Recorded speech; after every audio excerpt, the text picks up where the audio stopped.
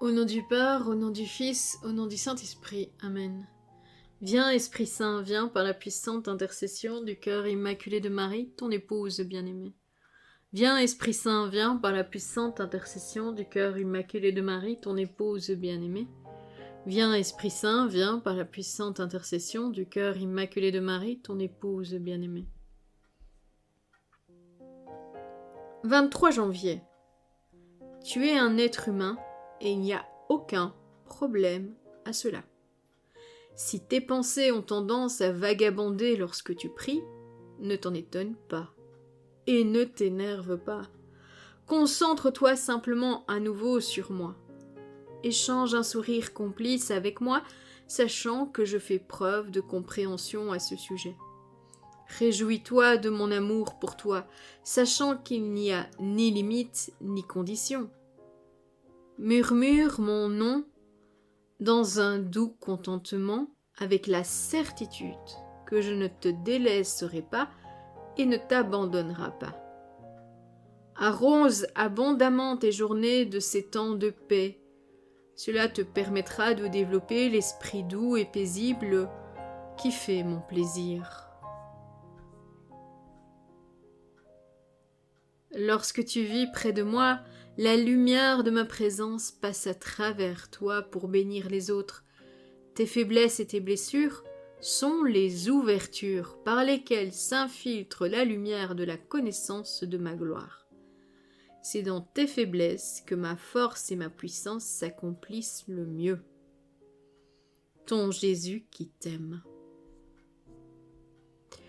Du livre du Deutéronome au chapitre 31, le verset 6, « Soyez forts et courageux, ne craignez pas, n'ayez pas peur devant eux, le Seigneur votre Dieu marche lui-même avec vous, il ne vous lâchera pas, il ne vous abandonnera pas. » De la première lettre de Saint Pierre au chapitre 3, le verset 4, « Mais qu'elle soit une qualité d'humanité au plus intime de votre cœur. Parure impérissable d'un esprit doux et paisible.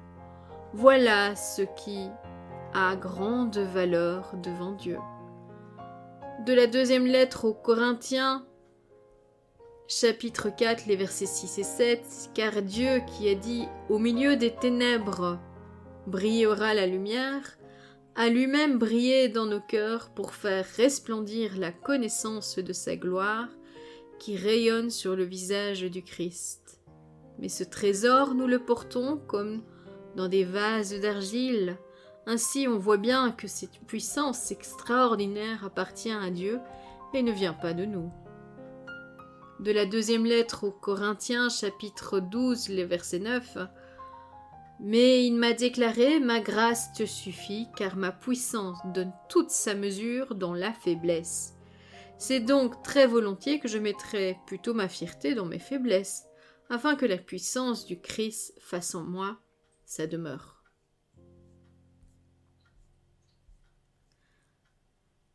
Moment de partage. Bonjour bien-aimés du Seigneur Jésus. Bon, pour l'anecdote, vous avez failli ne pas voir cette pépite. J'étais pas très bien hier, je n'ai donc pas fait d'enregistrement, donc pas de publication. Je songeais à publier uniquement ce qui concerne ce 24 janvier. Je n'ai pas encore préparé, mais j'ai un souci pour la prière d'adoption spirituelle. Un seul jour de retard aurait fait une conséquence plutôt ennuyante sur le programme que le Seigneur m'a inspiré et permis de construire dès le début. Un seul jour interrompt franchement les cycles de prière que le Seigneur m'a inspirés. Et comme je viens de finir de rédiger la partie écrite de l'adoption spirituelle, j'ai recommencé à copier la partie écrite de Un moment avec Jésus pour le 23 janvier. Ne pensant pas le lire, mais simplement le rédiger sur l'ordinateur, pour ne publier que le 24. Sauf que l'enseignement du jour m'a paru une véritable pépite. Si nous suivons la méthode enseignée ici, donc dans l'enseignement de Jésus du 23 janvier, je pense que bien de nos situations épineuses se résoudront, comme le Seigneur le met en évidence à travers cet enseignement. Je reprends et mets en petit schéma ce qu'il a dit. Bon. Personnellement, j'ai été bien souvent frustrée par ces pensées qui vagabondent et perturbent ma prière. Et j'écoutais une vidéo justement dernièrement sur le cerveau. Celles-ci, d'ailleurs il y en a plusieurs, me reviennent en mémoire. Je vous présente certaines d'entre elles ici. Dans certains cas, je vous renvoie aux commentaires, parce que vous les trouverez dans les commentaires pour certaines, parce que je suis pas assez scientifique pour les expliquer et les utiliser. Je vous présente d'ailleurs toutes mes excuses pour la vulgarisation que je vais utiliser dans ces vidéos, puisque vraiment je ne suis pas scientifique ni spécialiste du cerveau. Il y a une première vidéo qui est fort intéressante, et que je vous renvoie vraiment à l'auteur de la vidéo sur l'explication scientifique qui nous permet de dépasser notre perfectionnisme en désactivant la partie du cerveau critique pour activer la partie du cerveau créatif. Ce qui fait que nous avons moins de proscrination, si je ne me trompe pas de mot. Je ne dis pas que je suis d'accord avec tout ce qui est dit, parce qu'il parle d'une chose en disant que l'inspiration ne tombe pas du ciel. C'est un peu contradictoire avec notamment l'enseignement du 5 janvier de Un moment avec Jésus, puisque être en présence de Jésus permet à Jésus de mettre en nous un grand désir de choses un peu tarées, des désirs un peu ouf. Je l'avoue, l'idée de court-circuiter le perfectionnisme, c'est un peu ce qui s'est passé pour la rédaction de la partie du texte qui a lieu ici maintenant. Mon cerveau est passé de la critique à repérer un schéma dans l'enseignement de Jésus pour lutter contre la frustration des pensées vagabondes dans la prière qui nous énerve. Ceci est une critique énorme de notre cerveau vis-à-vis de nous-mêmes, et bien souvent nous sommes bien plus intraitables envers nous-mêmes qu'envers les autres. Et voici donc le schéma que Jésus nous propose. Première chose, ne pas s'énerver contre soi. C'est le premier échelon pour éviter d'entrer dans un cycle de pensées négatives et obsessionnelles qui nous mènent souvent dans des cycles infernaux et qui nous ramènent dans le jugement de soi-même, le jugement des autres, et qui, à un moment donné, obstrue carrément notre prière et fait que nous ne prions pas. Ce qui empêche toute relation avec Jésus. Jésus nous dit que le deuxième échelon est de se concentrer à nouveau sur Jésus. Le troisième échelon est un échange entre Jésus et moi, et vous. Échanger un sourire complice avec Jésus. En fait, ce deuxième et ce troisième échelon correspondent à une vidéo. C'est l'astuce de Harvard pour être heureux. Je vous invite à les lire, à écouter cette petite vidéo qui est pas très très longue, que vous trouverez dans la description. Parce que vraiment, c'est une vidéo très intéressante, je trouve. On est invité à se mettre le dos bien droit, les bras croisés ou non, cela importe peu, mais surtout d'avoir une posture stable et d'inspirer et expirer tout au long de l'exercice. De réaliser un sourire totalement forcé et artificiel, de le maintenir sur notre visage entre 10 et 15 secondes, et cela fait entraîner la mémoire musculaire de notre cerveau au niveau du sourire. Comme nous entraînons la mémoire musculaire, cela entraîne la mémoire hormonale et la production des hormones, je ne sais pas lesquelles, je suis pas scientifique, qui nous permettent d'avoir du bien-être en fait.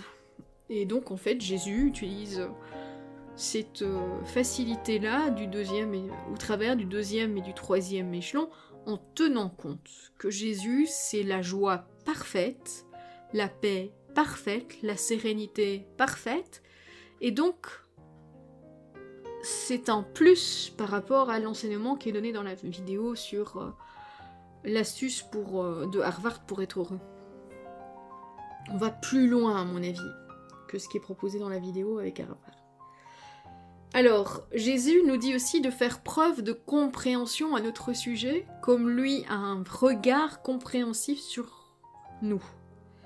C'est-à-dire que des personnes ayant compassion d'elles-mêmes et qui s'encouragent elles-mêmes dans un discours adressé à elles-mêmes, à la place de se critiquer, vont avoir une meilleure endurance et une plus grande progression que des personnes qui font que de l'autocritique négative. Parce qu'en général, c'est une autocritique négative. Après tout, ne disons-nous pas, avec des si, on pourrait mettre Paris en bouteille et la Tour Eiffel comme bouchon, en partant du principe que la Tour Eiffel, l'auteur de la Tour Eiffel est un franc-maçon. Du moins, l'auteur des plans de la Tour Eiffel, c'est un franc-maçon. Ce qui est un peu pas chrétien du tout. Et alors ici, Jésus nous invite aussi à arroser abondamment nos journées de ces temps de paix, ce qui permet à la paix de s'installer dans notre âme, cette paix qui nous aide à traverser les tempêtes et qui fait que on est très très serein même dans les plus grandes tempêtes, ce qui est donc très essentiel.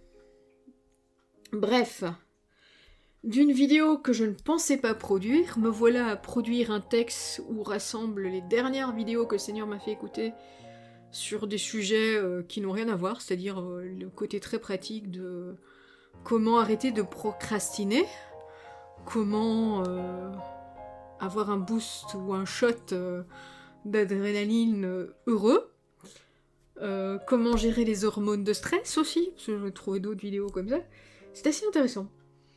Et bon, dans cette histoire et cet écrit, on est un peu aussi passé de l'hémisphère critique et perfectionnisme et très analytique à l'esprit créatif qui se trouve dans la partie créative du cerveau. Et comme les deux ne peuvent pas s'activer en même temps, voilà à quoi ressemble ma vidéo. Alors, je ne sais pas ce que vous en pensez. Vous pouvez, vraiment, je vous invite à aller voir les vidéos un peu pour essayer de voir un peu ce que Seigneur, l'Esprit Saint m'inspire au travers de toutes les vidéos que je vous donne comme référence, en sachant que, à franchement parler, j'ai pas vraiment beaucoup de mots pour vous mettre en beau texte et très lyrique, un peu de l'enseignement que j'ai eu dernièrement, parce que je pense que c'est pas encore complet, il y a encore beaucoup de choses que je vais découvrir prochainement, mais voilà. Je tiens en tout cas à vous dire que je ne suis pas une scientifique de base, je suis plutôt une mathématicienne, mais pas vraiment le côté scientifique. Donc tout ce qui concerne le cerveau, je vous l'ai expliqué avec la toute petite portion que j'ai comprise, et la toute petite portion qui m'a été donnée un peu de comprendre avec l'enseignement de Jésus. Je sais pas très bien si ce que je vous explique aide ou pas, donc en tout cas n'hésitez pas dans les commentaires à ajouter votre grain de sel pour peut-être soit me corriger si j'ai dit une bêtise, ou approfondir la réflexion si vous avez d'autres réflexions qui viennent, parce que ce serait chouette de pouvoir avoir votre avis en fait sur cette histoire. Je sais pas très bien si vraiment ce partage est très utile ou pas, ou bien si je radote en fait. Donc voilà, je vous dis à bientôt! Merci d'avoir regardé la vidéo, merci à tous ceux qui likent la vidéo, merci à ceux qui laissent un commentaire, je me ferai une joie d'y répondre le plus rapidement possible, et merci à tous ceux qui partagent ces vidéos. Le Seigneur, j'en suis sûre, est très content de vos partages. Que le Seigneur te bénisse et te garde, que le Seigneur fasse briller sur toi son visage, qu'il te prenne en grâce, que le Seigneur tourne vers toi son visage, qu'il t'apporte la paix. À bientôt!